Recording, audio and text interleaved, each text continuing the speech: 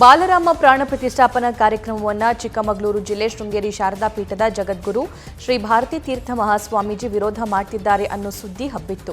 ಈ ಸುದ್ದಿಯನ್ನ ಅಲ್ಲಗಳೆದಿರುವ ಶ್ರೀಮಠದ ಕಿರಿಯ ಯಾತಿಗಳಾದ ಶ್ರೀ ವಿಧುಶೇಖರ ಭಾರತಿ ಸ್ವಾಮೀಜಿ ಈ ಬೆಳವಣಿಗೆಗಳ ಬಗ್ಗೆ ಬೇಸರ ವ್ಯಕ್ತಪಡಿಸಿದ್ದಾರೆ. ಮಠದಲ್ಲಿ ನಡೆದ ಕಾರ್ಯಕ್ರಮದಲ್ಲಿ ಮಾತನಾಡಿದ ಕಿರಿಯ ಶ್ರೀಗಳು, ಇತ್ತೀಚೆಗೆ ಅನೇಕ ಕಡೆಗಳಲ್ಲಿ ಗುರುಗಳ ಚಿತ್ರವನ್ನ ಹಾಕಿ ಇವರು ಅಯೋಧ್ಯೆಯಲ್ಲಿ ನಡೀತಾ ಇರುವುದನ್ನು ವಿರೋಧ ಮಾಡ್ತಿದ್ದಾರೆ ಅಂತ ಪ್ರಚಾರ ಮಾಡಲಾಗ್ತಾ ಇದೆ.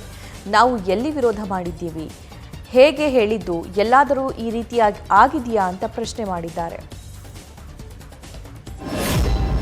ಇತ್ತೀಚೆಗೆ ಏನಾಗ್ತದೆ, ಸುಮಾರು ದಿವಸಗಳಿಂದ ಅನೇಕ ಕಡೆಗಳಲ್ಲಿ ನಮ್ಮ ಗುರುಗಳದ್ದು ಚಿತ್ರ ಹಾಕೋದು, ಗುರುಗಳದ್ದೊಂದು ಚಿತ್ರ ಹಾಕಿಬಿಡೋದು, ಎಲ್ಲ ಕಡೆನೂ ಹಾಕಿಬಿಟ್ಟು ಇವರು ಅಯೋಧ್ಯೆಯಲ್ಲಿ ನಡೀತಿರೋದನ್ನು ಇವರು ವಿರೋಧ ಮಾಡ್ತಾ ಇದ್ದಾರೆ. ಎಲ್ಲಿ ವಿರೋಧ ಮಾಡಿದ್ದಾರೆ, ಏನು ಆಗಿದೆ, ಎಲ್ಲಾದರೂ ಆ ಥರ ಹೇಳಿದ್ದೆ ಎಲ್ಲಾದರೂ ಇದೆಯಾ?